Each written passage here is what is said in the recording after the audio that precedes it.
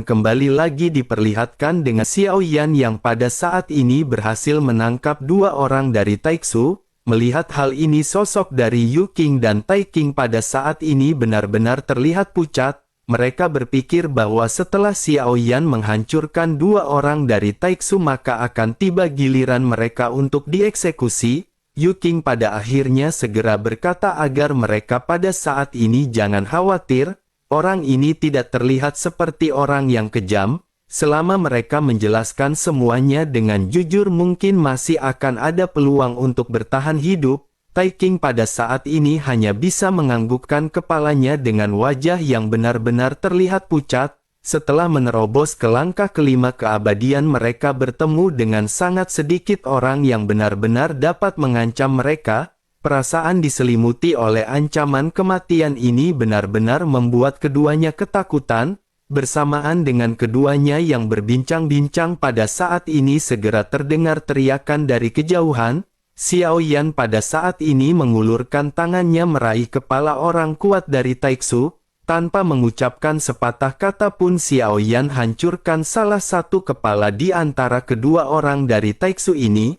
Tai Qing dan Yu Qing pada saat ini saling memandang dan hanya bisa terdiam setelah melihat apa yang terjadi. Yu Qing pada akhirnya segera berkata bahwa dirinya sepertinya akan menarik kembali kata-katanya. Sementara itu di sisi lain Xiao Yan pada saat ini menatap ke arah sosok yang baru saja dihancurkan oleh Xiao Yan. Xiao Yan lanjut berkata bahwa ternyata di balik armor tersebut mereka hanyalah seorang langkah awal keabadian. Sesaat setelah Xiao Yan selesai berbicara, armor pada orang kuat Taixu yang dibunuh oleh Xiao Yan pada saat ini berubah menjadi cair. Selanjutnya cairan ini bergegas menuju ke arah orang kuat Taixu di sisi lain dengan gila-gilaan. Armor ini seketika langsung bergabung menjadi satu dan bersamaan dengan hal tersebut, aura yang lebih kuat juga pada saat ini keluar dari tubuh orang Taixu yang tersisa. Sosoknya pada saat ini kembali berjuang dan berniat untuk segera melarikan diri. Sosoknya dalam sekejap mata pada saat ini segera melesat menjauhi Xiao Yan. Xiao Yan pun menyipitkan matanya dan Xiao Yan segera mengepakkan sayap dewa bela diri di punggungnya. Xiao Yan langsung melesat dan dalam sekejap mata sudah berada di hadapan si pria. Pria dari Taixu pun menggertakkan giginya dan pada saat ini segera melesatkan tinju ke arah Xiao Yan yang menghalangi jalannya. Pada saat ini sosoknya telah menyatu dengan Void God Armor milik orang lain. Dengan kata lain pada saat ini dirinya mengandung kekuatan keabadian di dalam armor orang kuat sebelumnya. Momentumnya pada saat ini melonjak dan Xiao Yan juga benar-benar terkejut. Xiao Yan tidak pernah menyangka bahwa di dalam Void God Armor ini sebenarnya ada makhluk keabadian yang rentan. Sosoknya benar-benar bisa mengalahkan makhluk keabadian yang lebih kuat dengan mengandalkan Void God Armor ini. Void God Armor juga ternyata bisa menyatu satu sama lain dan benar-benar akan memiliki kekuatan yang lebih kuat. Xiao Yan pun menggertakkan gigi dan Xiao Yan pada saat ini segera melesatkan tinjunya ke arah si pria. Xiao Yan yang telah bergabung dengan klon dewa asli dan klon pemakan jiwa pada saat ini mengerahkan semua kekuatannya. Dua tinju pada akhirnya segera bertabrakan dengan keras dan angin kencang menyapu sekitar. Sesaat setelah benturan sosok Xiao Yan pada saat ini terguncang dan Xiao Yan langsung terlempar ke belakang ratusan meter. Xiao Yan benar-benar dirugikan dalam pertempuran di antara kedua belah pihak. Ekspresi keterkejutan pada saat ini juga melonjak di mata Xiao Yan. Namun meskipun Xiao Yan terlempar mundur tetapi serangan ini tidak melukai Xiao Yan. Sayap bela diri pun kembali bergetar hebat dan sosok Xiao Yan tanpa penundaan lagi kembali berubah menjadi bayangan. Xiao Yan kembali mengayunkan tinjunya kepada sosok kuat dari dunia Taixu. Dua sosok ini pada akhirnya kembali bertabrakan dengan Xiao Yan yang kembali dipukul mundur. Namun jarak Xiao Yan terlempar mundur pada saat ini jauh lebih pendek jika dibandingkan dengan sebelumnya. Xiao Yan juga jelas merasakan bahwa tinju yang sama diledakkan kembali oleh sosok tersebut. Namun kali ini Xiao Yan merasakan bahwa kekuatan dari tinju ini telah melemah. Xiao Yan pun segera menyadari bahwa tampaknya kekuatan dari Void God Armor semakin lama semakin berkurang. Xiao Yan juga mengerti setelah mengamati bahwa mereka benar-benar menggunakan energi dari orang-orang yang mereka bunuh untuk memperkuat kekuatan mereka. Dalam membunuh makhluk keabadian mereka juga menggunakan satu kali metode dan tidak pernah menggunakan dua kali serangan. Tampaknya setiap serangan yang mereka lesatkan benar-benar akan memakan waktu. Dengan begitu maka mereka selalu menyerang dan langsung menghabisi musuh mereka dengan cepat. Dengan pemahaman ini Xiao Yan pun sedikit tersenyum dan Xiao Yan pada saat ini kembali melesatkan serangan. Setelah beberapa benturan pada akhirnya sosok Xiao Yan tidak lagi terlempar dan Xiao Yan hanya terguncang sedikit. Xiao Yan pun kembali tersenyum dan di saat berikutnya tinju Xiao Yan pada saat ini benar-benar dilesatkan dengan kekuatan penuhnya. Xiao Yan pada saat ini mengeluarkan teknik 82 tinju transformasi para dewa yang diturunkan kepada Xiao Yan oleh klan dewa asli. Kekuatan dahsyat pada saat ini benar-benar terpancar dari tinju Xiao Yan, tetapi meskipun begitu Xiao Yan pada saat ini tidak dapat menggunakan sepenuhnya kekuatan tersebut. Xiao Yan harus mempelajari metode tinju ini terlebih dahulu sebelum akhirnya Xiao Yan bisa mempraktikkannya. Selain itu kekuatan fisik Xiao Yan juga harus lebih kuat untuk Xiao Yan mempraktikkan teknik tersebut. Sementara itu di sisi lain sosok pria kuat dari Taiksu pada saat ini masih melawan dengan gigih. Dirinya bisa merasakan bahwa kekuatannya pada saat ini dengan cepat melemah di bawah serangan gila Xiao Yan. Kekuatan dari Dewa Asli Bintang 3 dikombinasi dengan 82 tinju transformasi dewa. Kekuatan dari setiap pukulan yang dihasilkan benar-benar tidak dapat diremehkan. Hal itu terbukti karena dalam beberapa tarikan nafas sosok dari dunia Taiksu pada saat ini segera berada dalam posisi yang tidak menguntungkan. Tinju Xiao Yan benar-benar menghantam Void Guard Armor yang membentuk cairan yang masih melindungi tuannya. Namun pada saat ini Void Guard Armor benar-benar tidak lagi memiliki kekuatan yang seperti sebelumnya. Xiao Yan pada saat ini kembali tersenyum dan Xiao Yan bergumam bahwa armor ini sangat bagus dan Xiao Yan menginginkannya. Bersama dengan perkataannya yang terdengar tinju Xiao Yan juga pada akhirnya segera mengenai wajah sosok tersebut. Pria itu pun seketika terlempar mundur. Armor yang baru saja melapisi kepalanya juga sepertinya tidak lagi mampu menahan pukulan keras Xiao Yan. Armor ini menghilang memperlihatkan wajah asli yang bersembunyi di balik armor. Pria itu juga pada saat ini menyipitkan matanya ketika menatap ke arah Xiao Yan dan dirinya menyadari bahwa dirinya benar-benar tidak lagi memiliki kesempatan diri untuk melarikan diri. Sosoknya lanjut berkata bahwa apa yang dikatakan oleh Xiao Yan ini adalah sesuatu yang konyol. Bahkan jika si pria mati Xiao Yan tidak akan bisa mendapatkan Void God Armor ini. Hanya garis keturunan Taiksu lah yang akan bisa mengendalikan Void God Armor tersebut. Xiao Yan pada saat ini menggelengkan kepalanya dan Xiao Yan berpura-pura mengerutkan kening. Xiao Yan pun bergumam ternyata memang seperti itu dan apakah harus benar-benar menggunakan garis keturunan? Jika begitu permasalahannya maka ini benar-benar sungguh sangat disayangkan. Mendengar apa yang dikatakan oleh Xiao Yan, senyum sinis pada saat ini muncul di wajah pria dari Taiksu. Sosoknya pada akhirnya lanjut berkata bahwa Xiao Yan hanyalah bajingan di dunia tanpa tuan. Xiao Yan benar-benar ingin mendapatkan teknologi Styx dari Taiksu yang kuat. Itu hanyalah sebuah angan-angan karena setelah kematiannya hari ini Void God Armor juga akan hancur dengan sendirinya dan menghilang jika tidak ada inangnya. Dengan begitu maka Xiao Yang tidak akan pernah bisa mendapatkan kekuatan Taiksu. Xiao Yan pada saat ini terdiam dan Xiao Yan perlahan-lahan segera mendekati pria tersebut. Pria ini sudah tidak lagi menjadi ancaman bagi Xiao Yan dan Xiao Yan pada saat ini terlihat rileks. Xiao Yan sedikit tersenyum sebelum akhirnya Xiao Yan bergumam bahwa jika Xiao Yan juga memiliki Void God Armor ini apakah Xiao Yan bisa menyatukan Void God Armor itu seperti sebelumnya? Pupil mata si pria tiba-tiba menyusut begitu dirinya mendengar apa yang dikatakan oleh Xiao Yan. Sosoknya juga menatap ke arah Xiao Yan dengan penuh keheranan. Dirinya tentu saja tidak percaya dengan apa yang baru saja dikatakan oleh Xiao Yan. Sementara itu Xiao Yan pada saat ini hanya ingin berbicara seperti itu dan belum berniat mengungkapkan klon Taiksu. Xiao Yan pada saat ini berpikir bahwa Xiao Yan masih harus menjaga kerahasiaannya. Jika informasi ini tersebar maka hal tersebut justru malah akan mendatangkan bahaya bagi Xiao Yan.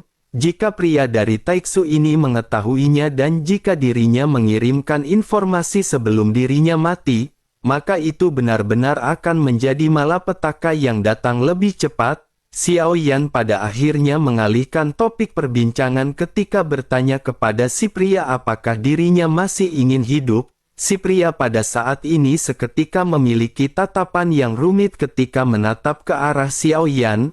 Namun meskipun begitu sosoknya pada saat ini masih berbicara dengan tegas menanggapi pertanyaan Xiao Yan. Sosoknya balik bertanya apa yang pada saat ini diinginkan Xiao Yan. Armor ini terhubung dengan hidupnya dan bahkan jika Xiao Yan mendapatkannya Xiao Yan pasti akan diburu oleh Taiksu. Xiao Yan pada saat ini mengabaikan si pria dan Xiao Yan lanjut bertanya apakah yang dirinya lakukan di alam sejati Xuan Yin. Apa yang sedang dunia Taiksu rencanakan di alam sejati Xuan Yin.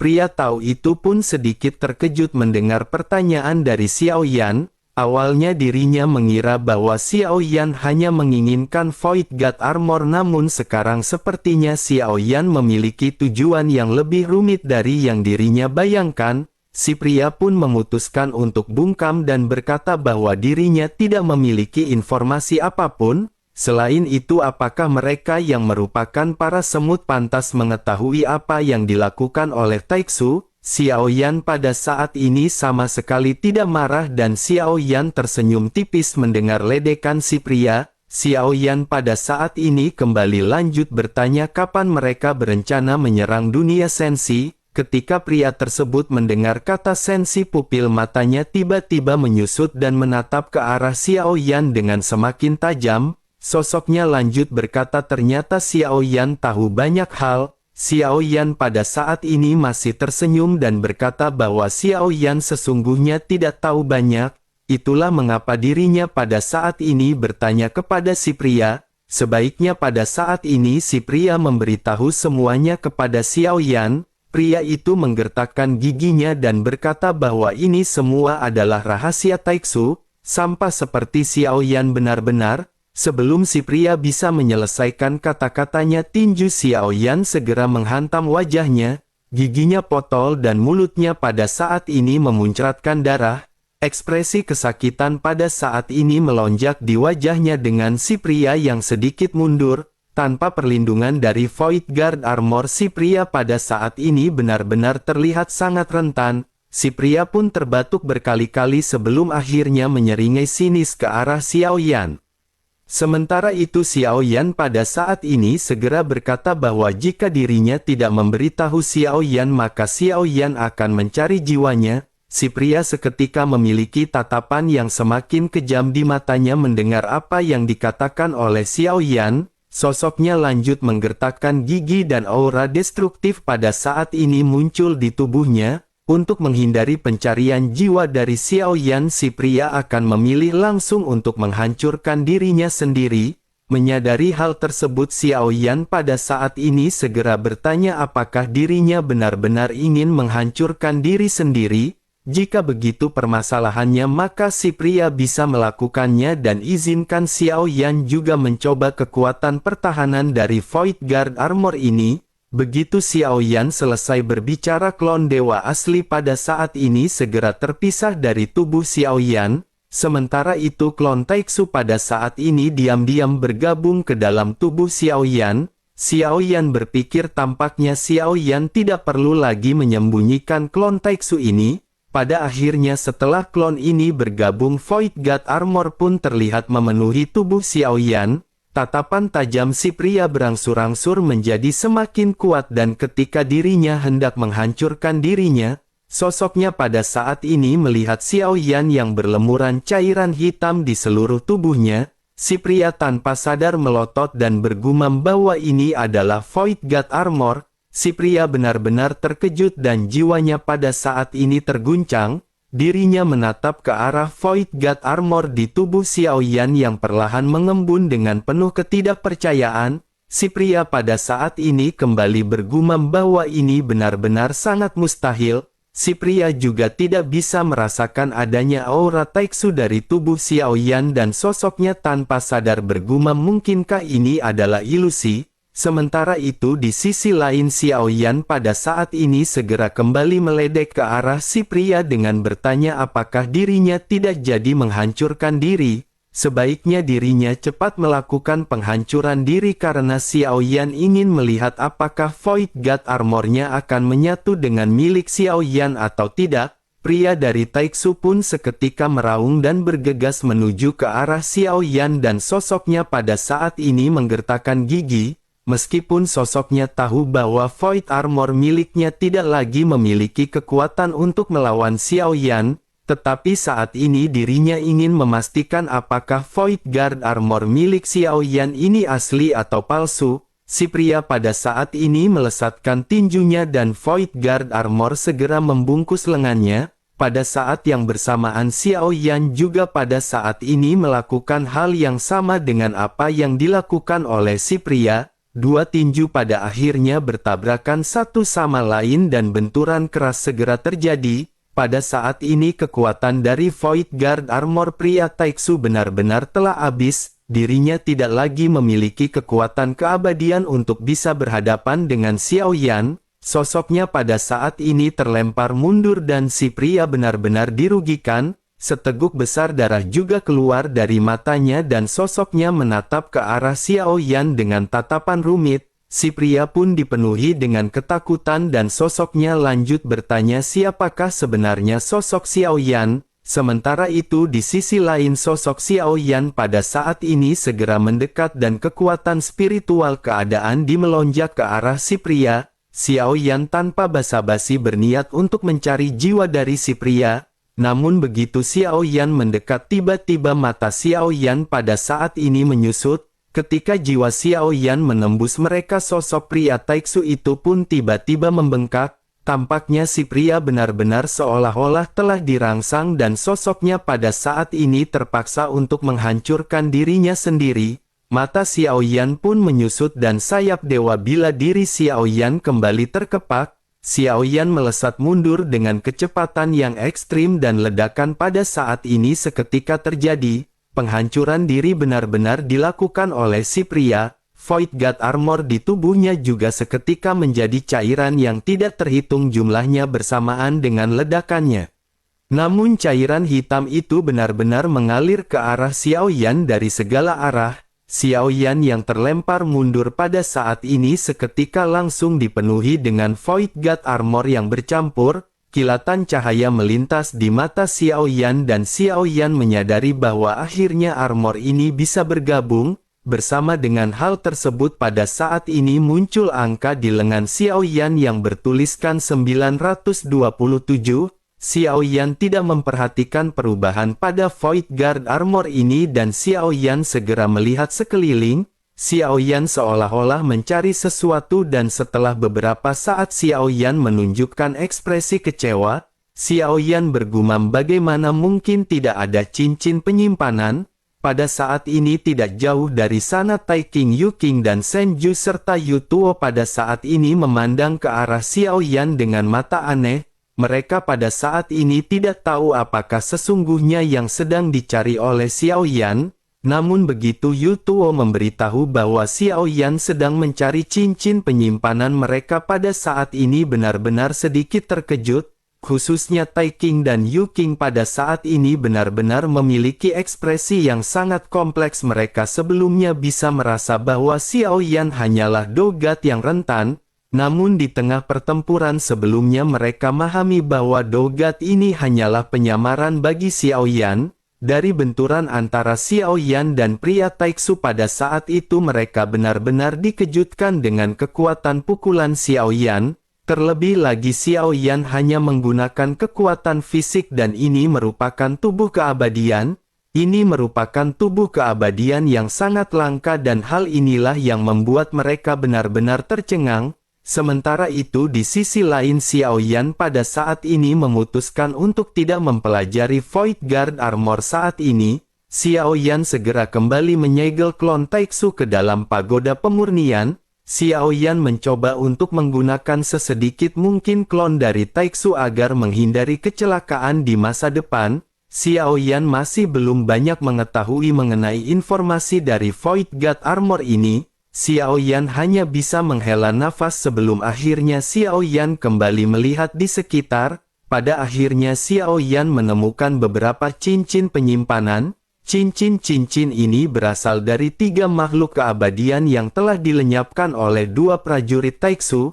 Xiao Yan pun bergumam bahwa ini sungguh lumayan dan Xiao Yan akhirnya mendapatkan sesuatu. Namun meskipun begitu Xiao Yan pada saat ini masih terlihat kesal dan Xiao Yan masih melihat ke sekitar. Xiao Yan lanjut bergumam, mungkinkah cincin penyimpanan ini benar-benar hancur karena ledakan atau mungkin Void Guard Armor itu sendiri bisa menampung semua item. Dengan begitu maka mungkin itulah sebabnya mereka tidak menggunakan cincin penyimpanan. Xiao Yan pun mengerutkan kening dan berpikir dan setelah beberapa saat, Xiao Yan pada akhirnya menghela nafas dan hanya bisa tersenyum pahit. Xiao Yan tanpa berbicara pada saat ini segera kembali melesat menuju ke pohon seolah-olah tidak mempeduli semua orang. Xiao Yan juga mengabaikan Tai King dan Yu King. Namun semakin Xiao Yan bertindak seperti ini mereka menjadi semakin terkejut dan kegelisahan melonjak di wajah mereka. Sementara itu untuk Senju tampaknya dirinya pada saat ini tidak terlalu takut. Dirinya sepertinya sudah siap secara mental ketika dirinya memanggil kedua nama wanita tersebut. Sementara itu Xiao Yan pada saat ini duduk bersila dan mengeluarkan pil energi. Energi iblis di tubuh Xiao Yan menjadi semakin kuat dan jika Xiao Yan tidak menekannya hingga batas tertentu Xiao Yan benar-benar akan segera dikuasai oleh energi tersebut. Namun meskipun begitu Xiao Yan masih mengetahui batasnya dan Xiao Yan pada saat ini masih memutuskan untuk menyerap energi iblis. Xiao Yan masih membutuhkan lebih dari 30 juta untuk menembus 600 juta ke Dogat Bintang 9. Xiao Yan pun menghela nafas dan kembali fokus dan belasan pil pada saat ini segera kembali dimasukkan ke dalam tubuh Xiao Yan. Bersamaan dengan hal tersebut bintang-bintang origin Qi Xiao Yan mulai mengembun dengan sangat cepat. Mata keempat sosok juga pada saat ini menjadi semakin aneh ketika menatap ke arah Xiao Yan. Mereka saling memandang dan mereka benar-benar bingung dengan identitas asli Xiao Yan. Mereka bertanya-tanya apakah Xiao Yan hanyalah seorang dogat ataukah Xiao Yan benar-benar makhluk keabadian? Namun jika Xiao Yan berada di tingkat keabadian mengapa Xiao Yan menyerap begitu banyak pil energi? Bersamaan dengan mereka yang pada saat ini tertegun suara Xiao Yan pada akhirnya kembali terdengar di telinga semua orang. Xiao Yan berkata bahwa mereka harus menghabisi siapapun yang mendekati Xiao Yan dan mereka boleh membantai tetapi mereka jangan menghancurkan cincin penyimpan. Semua orang kembali saling memandang dan pada saat ini hanya bisa tersenyum pahit. Sementara itu Xiao Yan pada saat ini duduk bersila dan berlatih untuk waktu yang lama. Aura yang kuat menyebar dari Xiao Yan dan aura Xiao Yan ini benar-benar semakin melonjak. Waktu terus berlalu dan sekitar setengah bulan setelah memasuki tempat ini setidaknya dari puluhan ribu orang yang memasuki tempat tersebut tampaknya hanya tersisa setengahnya. Xiao Yan juga merasa semakin tenang dan Xiao Yan pada saat ini benar-benar fokus pada peningkatan kekuatannya. Pada akhirnya Xiao Yan berhasil menerobos Dogat Bintang 9 tanpa kecelakaan apapun. Mungkin peningkatan kultivasi Xiao Yan ini masih agak dipaksakan, tetapi sumber energi dan origin ini benar-benar membuat mampu capai level ini dalam waktu singkat. Selanjutnya Xiao Yan hanya perlu meningkatkan kualitas pertempurannya sebelum akhirnya Xiao Yan bisa menstabilkan kekuatannya. Namun hanya saja meski kekuatan Xiao Yan pada saat ini telah menembus energi iblis yang berada di dalam tubuh Xiao Yan semakin kuat, jika tidak diatasi kemungkinan besar hal tersebut akan mengikis kecerdasan spiritual Xiao Yan. Setidaknya hal itulah yang terlihat dan dirasakan oleh orang luar. Alasan Xiao Yan berani menenggak begitu banyak pil energi ini adalah karena Xiao Yan menemukan bahwa meskipun mengandung energi iblis yang sangat kuat, energi iblis tersebut tampaknya tidak benar-benar langsung menghancurkan kecerdasan spiritual Xiao Yan. Hanya ada satu hal yang Xiao Yan rasakan yang sangat kuat yang benar-benar memberikan dorongan kepada Xiao Yan. Dorongan ini adalah dorongan untuk bertarung. Xiao Yan benar-benar sang ingin bertarung dan saat energi jahat menjadi semakin kuat, keinginan dari api jahat juga pada saat ini menjadi semakin kuat di bawah perut Xiao Yan.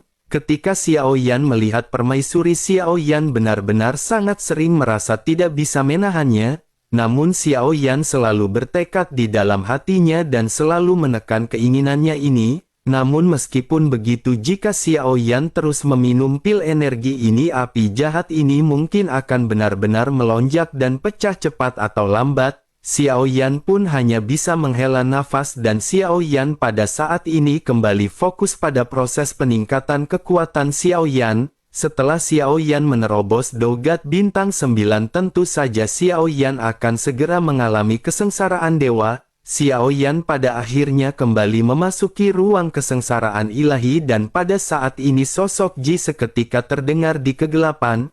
Ji bertanya kepada Xiao Yan apakah akhirnya Xiao Yan sampai di dogat bintang 9. Pengalaman apa yang pada saat ini ingin Xiao Yan dapatkan di kesengsaraan ilahi? Xiao Yan pada saat ini mencubit dagunya dan bertanya kepada dirinya sendiri pengalaman macam apa yang dibutuhkan Xiao Yan. Xiao Yan pada saat ini berpikir bahwa setiap kali ada bencana ilahi maka Jie akan memberikan sesuatu kepada Xiao Yan, ilusi yang terasa nyata yang membuat Xiao Yan memahami makna dari semuanya.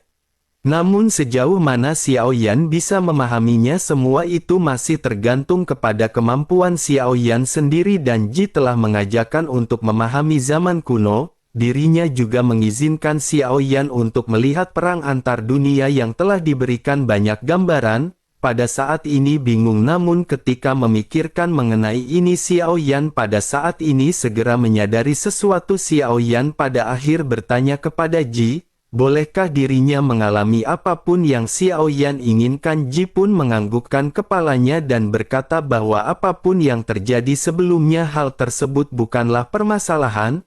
Xiao Yan pada saat ini kembali menganggukkan kepalanya dan Xiao Yan ingin bertanya kepada Ji.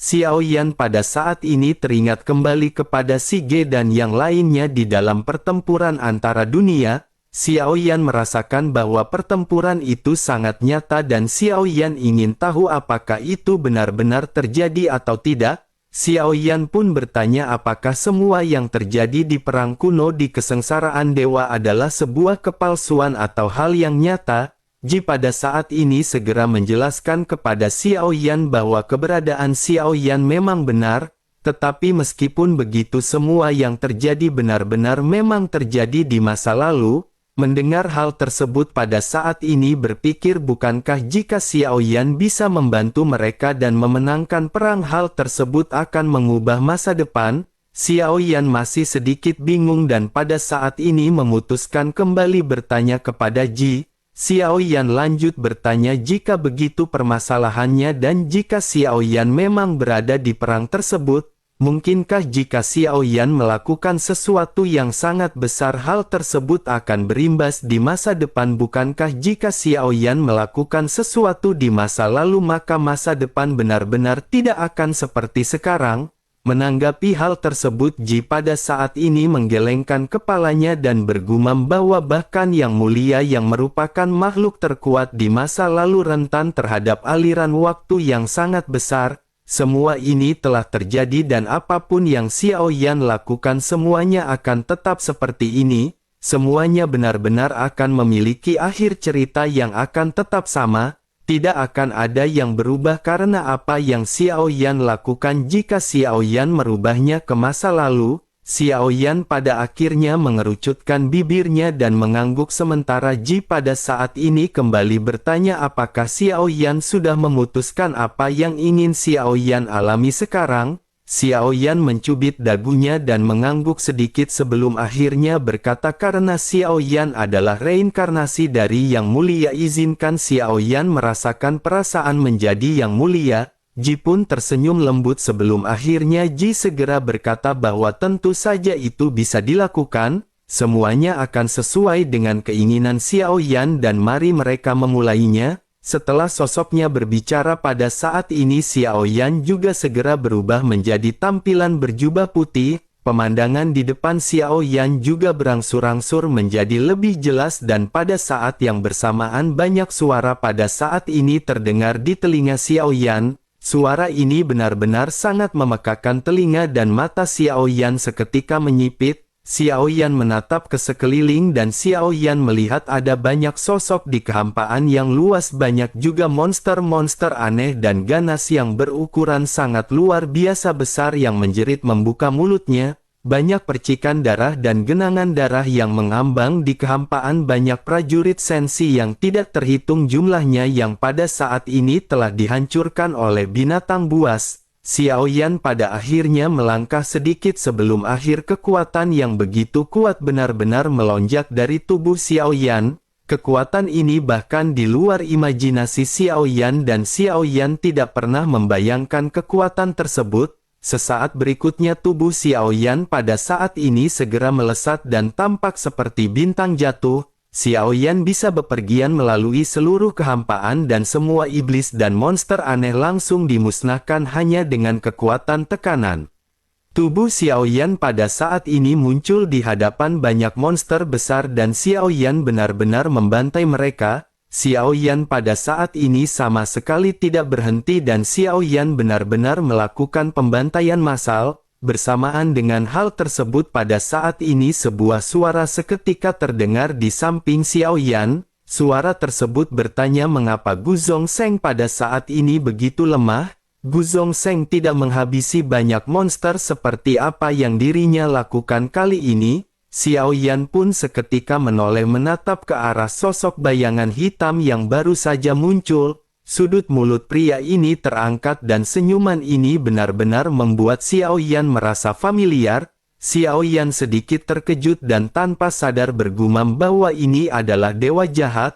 Dewa jahat pun tertawa dan berkata bahwa akhirnya Gu Zongsheng mengakui bahwa dirinya adalah dewa jahat. Jika Gu Zongsheng pada saat ini memiliki nyali maka Gu Zongsheng bisa bertarung dengan dewa jahat. Xiao Yan pada saat ini tersenyum pahit dan Xiao Yan hanya terdiam memandang ke arah dewa jahat. Setelah banyak monster dihancurkan hanya tersisa dua orang ini. Namun bersamaan dengan hal tersebut gambaran di hadapan Xiao Yan pada saat ini segera kembali. Semuanya lenyap dan kesengsaraan ilahi pada saat ini telah berakhir.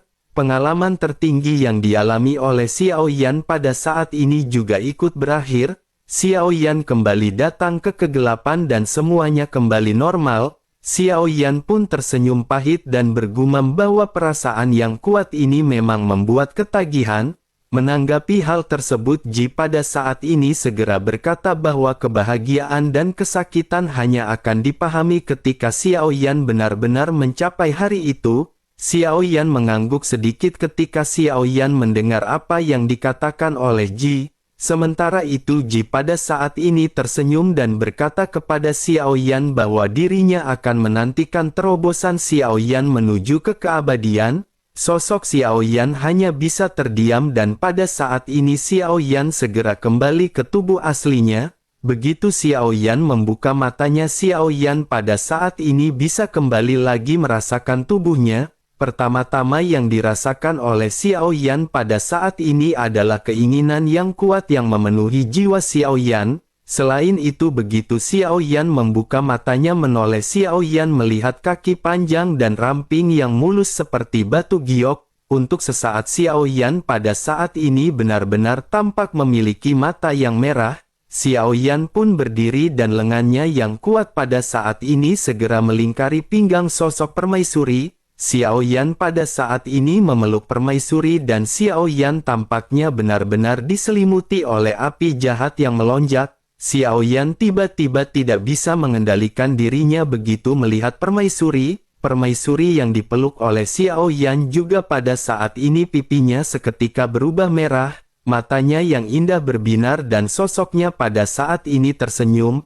Permaisuri pun lanjut bertanya apakah suaminya yakin ingin bermain seru-seruan. Mendengar apa yang dikatakan oleh permaisuri, Xiao Yan pun tertegun dan Xiao Yan pada saat ini kembali tersadar. Xiao Yan pun sedikit menoleh dan melihat adanya 4 sosok yang berdiri di samping permaisuri lanjut berkata bahwa jika Xiao Yan benar-benar ingin melakukannya dirinya akan bisa menemani Xiao Yan ke hutan. Xiao Yan pun terbatuk 2 kali dan Xiao Yan pada saat ini berusaha untuk menjernihkan pikirannya. Xiao Yan benar-benar tidak menyangka bahwa kekuatan dari energi iblis ini berhasil mengambil sejenak kesadaran Xiao Yan. Xiao Yan menghela nafas karena meskipun begitu hal ini juga pada akhirnya memungkinkan Xiao Yan berhasil menerobos ke Dogat Bintang 9. Basis origin Qi Xiao Yan pada saat ini telah mencapai total 600 juta, dikombinasikan dengan lautan bintang ganda maka jumlahnya akan bertotal 1,2 miliar. Xiao Yan merasa gembira sebelum akhirnya Xiao Yan pada saat ini menatap ke arah 4 sosok yang berada di samping. Xiao Yan pada saat ini lanjut bertanya apakah ada hasil panen yang mereka dapatkan. Yu Tuo telah mengetahui apa yang dimaksud oleh Xiao Yan dan sosoknya segera melangkah maju. Yu Tuo merentangkan telapak tangannya dan memperlihatkan 2 cincin penyimpanan. Senju juga secara alami mengetahui apa yang diinginkan oleh Xiao Yan. Selain itu ini juga adalah satu-satunya kesempatan untuk menyenangkan Xiao Yan. Jika Senju ingin bertahan hidup maka semua ini tergantung apakah Xiao Yan akan memberikannya hidup atau tidak. Senju pada akhirnya melangkah maju dan merentangkan telapak tangannya kepada Xiao Yan.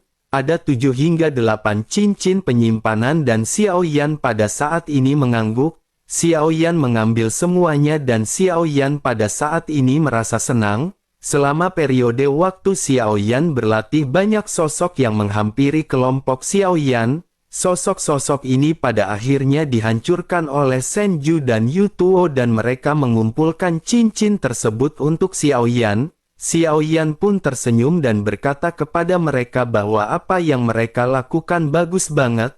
Mendengar hal tersebut Senju pada saat ini memiliki aura kebahagiaan di dalam hatinya dan berpikir setidaknya dirinya masih memiliki secerkah harapan. Sementara itu melihat Xiao Yan yang tidak terburu-buru Tai King dan Yu King pada saat ini tampak gelisah. Mereka tidak takut pada Xiao Yan tetapi mereka pada saat ini benar-benar khawatir dengan keberadaan dari permaisuri. Mereka bahkan tidak berani menatap ke arah permaisuri dan mereka pada saat ini hanya menundukkan kepala masing-masing. Mereka hanya bisa menunggu dan melihat apa yang akan dilakukan oleh Xiao Yan kepada mereka berdua. Sementara itu di sisi lain Xiao Yan pada saat ini bergumam ternyata Xiao Yan telah mendapatkan 100 pil energi. Xiao Yan pada saat ini terlihat berbinar-binar mendapatkan 100 pil energi yang akan bisa dikonsumsi oleh Xiao Yan. Selain itu ada juga banyak pil origin Qi yang dibutuhkan oleh Xiao Yan dalam menghadapi pertempuran sensi. Banyak juga barang-barang lainnya seperti keterampilan bertarung armor senjata dan bahan obat. Xiao Yan menyimpan semuanya karena Xiao Yan berpikir bahwa kelak di masa depan hal ini akan berguna. Xiao Yan pada akhirnya menghela nafas setelah menyelesaikan semua ini sebelum akhirnya Xiao Yan menoleh ke arah Tai King dan Yu King. Xiao Yan memanggil nama keduanya dan 2 wanita itu seketika tertegun.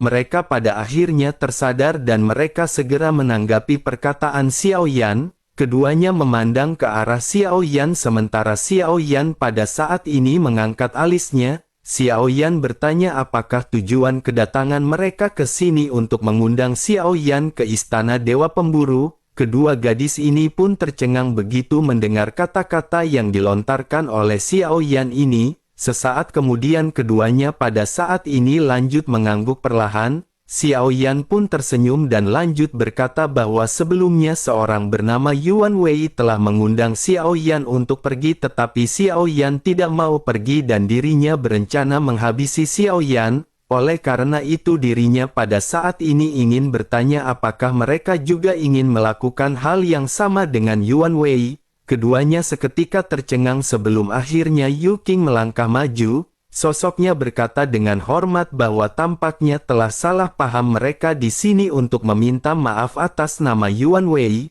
Mereka ingin mengundang Tuan ke Istana Dewa Pemburu sebagai tamu atas perintah penguasa istana. Mereka juga ingin meminta maaf atas kekerasan yang telah mereka lakukan sebelumnya. Xiao Yan pada saat ini menganggukkan kepalanya dan tersenyum sebelum akhirnya mata Xiao Yan menyipit. Xiao Yan lanjut berkata sepertinya Xiao Yan benar-benar telah salah paham. Xiao Yan awalnya berpikir bahwa mereka menyelinap lebih dekat untuk menghabisi Xiao Yan.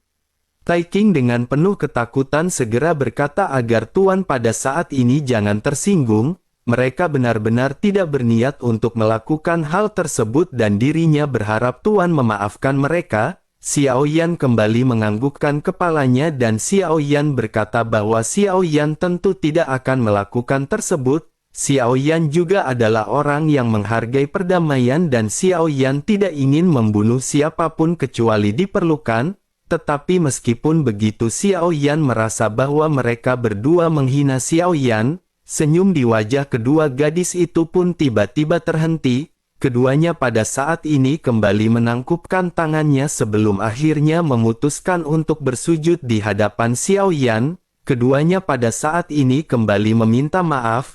Tai King pada saat ini segera berkata bahwa mereka hanya mengikuti perintah kepala istana dan mereka tidak dapat menghindarinya. Xiao Yan pada saat ini terus bertanya kepada mereka apakah perintah sebenarnya yang Zhu Qi berikan kepada keduanya. Kedua wanita itu pun terdiam sementara Yu Qing segera tersadar dan menggertakkan giginya. Yu Qing pada akhirnya menghela nafas dan berkata bahwa mereka diperintahkan untuk mencari kesempatan demi bisa menghabisi Tuan. Xiao Yan pada saat ini terdiam mendengar apa yang dikatakan oleh Yu Qing. Sementara itu Tai King pada saat ini segera berkata bahwa mereka telah diperintahkan oleh penguasa istana. Sebagai bawahan maka mereka harus bertindak sesuai dengan perintah. Dirinya berharap Tuan pada saat ini mengampuni nyawa mereka. Xiao Yan mengangguk dan berkata karena mereka juga bertindak di bawah perintah maka dengan begitu akan sangat mustahil bagi mereka berdua untuk pergi hari ini. Sekarang jika mereka ingin bertahan hidup maka Xiao Yan sesungguhnya bisa memberi mereka kesempatan. Keduanya pun kembali menangkupkan tangannya dan bertanya apakah itu. Xiao Yan memandang keduanya dengan serius dan berkata dengan lembut bahwa mereka harus menyerahkan dulu esensi darah jiwa mereka. Mulai sekarang akan melayani Xiao Yan sebagai tuan mereka. Keduanya kembali terdiam dan hanya bisa menundukkan kepalanya mendengar apa yang dikatakan oleh Xiao Yan. Sesaat kemudian Yu Qing segera berkata bahwa mereka bukan tidak mau memberikan esensi jiwa dan darah, hanya saja mereka juga telah mengorbankan darah jiwa mereka. Jika Tuan Istana mengetahuinya mereka tentu akan segera dimusnahkan. Xiao Yan menyipitkan matanya sebelum akhirnya Xiao Yan bertanya lalu bagaimana jika Tuan Istana mereka tidak mengetahuinya?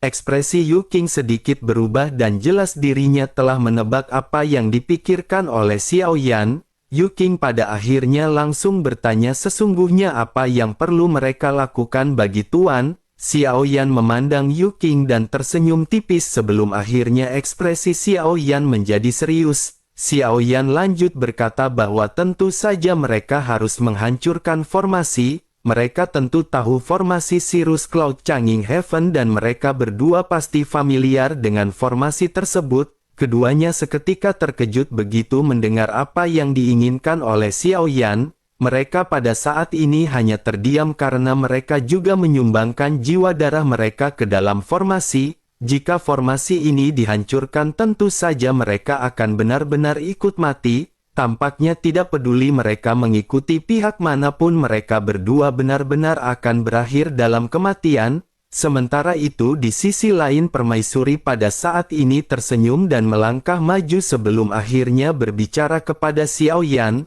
Permaisuri berkata bahwa dirinya khawatir orang-orang ini tidak akan dapat memenuhi permintaan suaminya. Sejauh yang Permaisuri tahu hidup mereka juga terhubung dengan formasi ini. Menghancurkan formasi maka itu sama dengan mencari kematian. Xiao Yan seketika terkejut dan Xiao Yan tanpa sadar bertanya apakah memang ada hal yang seperti itu. Kedua gadis itu pun mengangguk dengan menyedihkan sementara Xiao Yan mengerutkan kening. Setelah beberapa saat Xiao Yan pun bergumam bahwa Xiao Yan telah mendapatkan informasi yang mengatakan bahwa Zuci menyukai kecantikan dan bagaimana. Sebelum Xiao Yan menyelesaikan kata-katanya Permaisuri mengangkat alisnya dan bertanya kepada Xiao Yan dari manakah Xiao Yan mendengarnya. Xiao Yan terbatuk 2 kali dan Xiao Yan pada saat ini menunjukkan senyuman canggung. Xiao Yan juga pada saat ini segera menyadari bahwa sepertinya ide yang belum Xiao Yan ungkapkan ini tidak masuk akal. Sementara itu di sisi lain pada saat ini Tai King tersenyum pahit dan sosoknya segera menjelaskan kepada Xiao Yan. Sosoknya berkata bahwa Tuan Istana memiliki 3.000 wanita cantik. Mereka bahkan tidak bisa menentukan peringkat mana yang merupakan peringkat utama di antara mereka. Tai King tersenyum pahit dan dari penampilannya dirinya tampaknya ingin disukai oleh Zuci. Tetapi dari segi kecantikan tampaknya dirinya benar-benar tidak lulus sensor Zuci. Sementara itu di sisi lain Permaisuri memandang ke arah Xiao Yan dan bertanya apakah Xiao Yan juga memiliki 3.000 wanita cantik. Xiao Yan seketika tertawa datar dan menggelengkan kepalanya. Xiao Yan lanjut berkata bahwa tentu saja Xiao Yan tidak seperti itu. Permaisuri pada saat ini menyipitkan matanya dan kembali bertanya jika termasuk dengan Permaisuri maka total ada berapa wanita Xiao Yan. Xiao Yan pada saat ini berdehem dan Xiao Yan segera mengalihkan pembicaraannya dan kembali fokus kepada kedua wanita di hadapan Xiao Yan. Xiao Yan dengan serius segera berkata karena mereka tidak bisa menghancurkan formasi maka mereka perlu mengontrol formasi. Xiao Yan ingin mereka memberi Xiao Yan semua mata formasi dari formasi langit ini. Keduanya terdiam mendengar apa yang dikatakan oleh Xiao Yan. Mereka pada saat ini sesungguhnya tidak mempercayai Xiao Yan karena setelah mata formasi ini terungkap, jika Xiao Yan benar-benar memiliki kemampuan untuk menghancurkan formasi maka Xiao Yan tanpa ragu akan langsung menghancurkan formasi tersebut. Melihat keduanya yang terdiam dengan ekspresi tidak setuju Xiao Yan pada saat ini menghela nafas. Xiao Yan lanjut berkata jika begitu permasalahannya maka Xiao Yan hanya bisa meminta mereka tinggal di sini.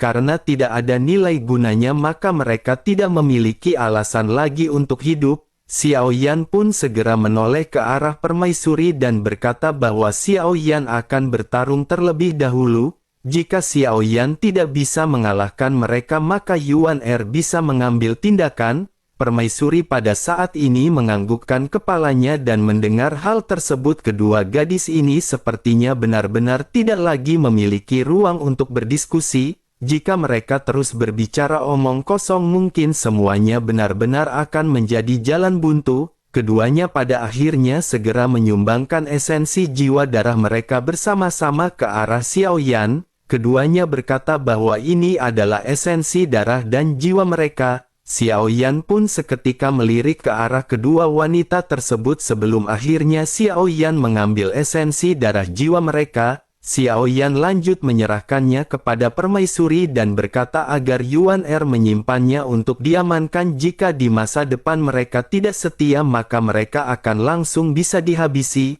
Permaisuri pada saat ini menganggukkan kepalanya sementara Xiao Yan pada saat ini kembali menatap ke arah si wanita. Xiao Yan lanjut bertanya di manakah klon dari Tuan Istana mereka. Keduanya seketika saling memandang seolah-olah mereka tidak tahu mengenai apa yang dibicarakan oleh Xiao Yan. Keduanya tanpa sadar bertanya apa yang dimaksud dengan cloning Tuan Istana. Sejujurnya mereka tidak mengetahui tentang permasalahan ini. Xiao Yan sedikit mengerutkan keningnya dan Xiao Yan berpikir bagaimana mungkin mereka tidak mengetahui mengenai kedatangan dari klon milik Zuchi. Sementara itu Yu Qing segera berkata bahwa ini adalah pertama kalinya mereka mendengar bahwa penguasa istana memiliki klon.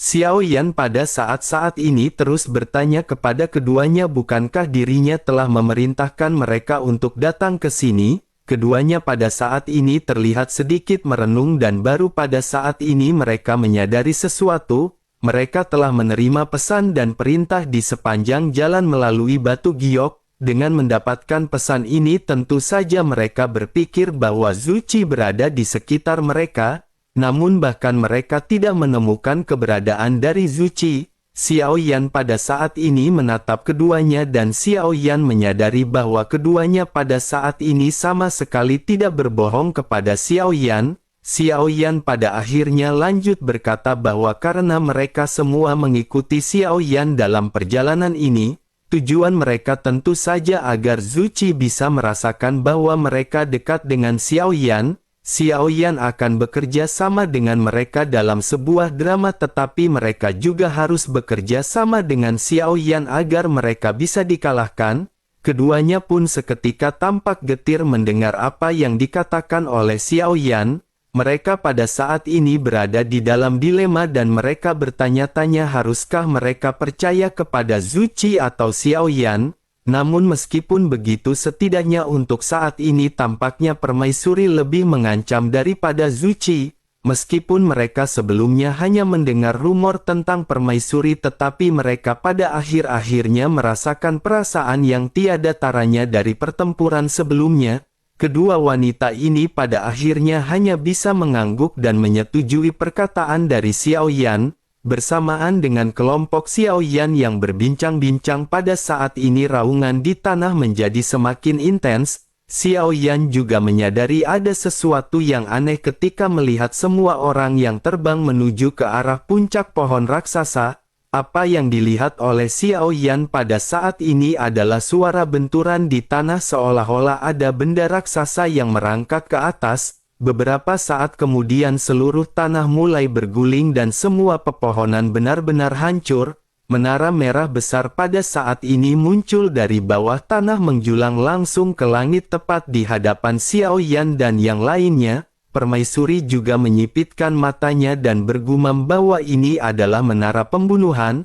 Menara ini juga merupakan salah satu harta yang paling berharga dari Raja Iblis Tianhe. Xiao Yan menyipitkan matanya dan Xiao Yan pada saat ini ingin tahu apa yang dimaksud dengan menara pembunuhan ini. Xiao Yan pada saat ini hanya terdiam sebelum akhirnya kekuatan hisap seketika melonjak dari menara. Menara ini memancarkan energi iblis yang sangat kuat dan seolah-olah baru saja dikeluarkan dari tubuh makhluk besar. Kabut yang lebih pekat juga pada saat ini benar-benar menyelimuti menara tersebut. Xiao Yan menarik nafas dalam-dalam dan Xiao Yan pada saat ini sepertinya merasa mulai terbiasa dengan energi iblis. Bagaimanapun Xiao Yan telah menelan ratusan pil energi dan energi iblis di tubuh Xiao Yan sudah sangat kuat. Xiao Yan juga tampak semakin bersemangat dan Xiao Yan mengikuti daya isap yang kuat ini. Semua orang tiba-tiba tersedot ke arah yang berbeda dan benar-benar terpisahkan secara paksa. Hanya permaisuri yang masih terus mendampingi Xiao Yan. Semuanya tersedot terkecuali permaisuri dan permaisuri terbang ke menara atas inisiatifnya sendiri.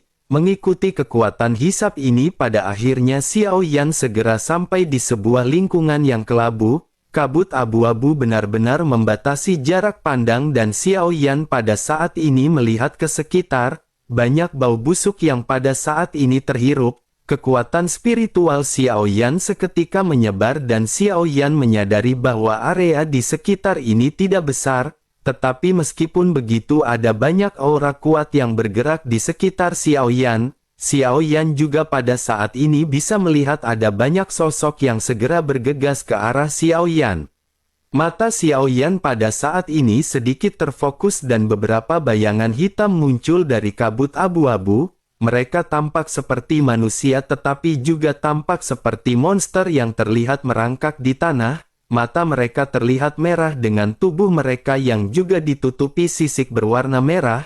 Cakar tajam menukik ke arah Xiao Yan dan mulut mereka dipenuhi dengan 2 baris gigi tajam. Xiao Yan mengerutkan kening dan Xiao Yan segera mengeluarkan pedang berat misterius. Api di tubuh Xiao Yan seketika melonjak dan Xiao Yan segera bertabrak dengan monster-monster yang menyerang. Monster-monster ini memiliki kekuatan fisik yang cukup kuat dan Xiao Yan pada saat ini sedikit terkejut. Xiao Yan menghantam perut salah satu monster di antara mereka dan sosoknya seketika terpental. Namun tampaknya mereka tidak merasakan adanya rasa sakit dan mereka langsung bangkit sebelum akhirnya kembali bergegas ke arah Xiao Yan. Xiao Yan kembali menyipitkan matanya dan Xiao Yan pada saat ini berinisiatif untuk menghancurkan kepala mereka. Dengan pedang berat misterius yang diselimuti oleh api pada saat ini Xiao Yan benar-benar berhasil menghancurkan kepala beberapa monster. Begitu kepala monster-monster ini dihancurkan mereka juga pada saat ini tidak lagi bergerak. Bersama dengan hal tersebut energi pada saat ini segera melonjak memasuki tubuh Xiao Yan. Xiao Yan merasa seolah-olah kekuatannya yang telah habis pada saat ini kembali meningkat dengan pesat. Lalu hal ini pada akhirnya membuat Xiao Yan bahkan lebih bersemangat. Xiao Yan pada saat ini kembali melesatkan serangannya dan Xiao Yan berhasil menghancurkan 5 monster berturut-turut. Energi iblis terus mengalir ke dalam tubuh Xiao Yan dan sepertinya ada tanda-tanda kondensasi saat ini.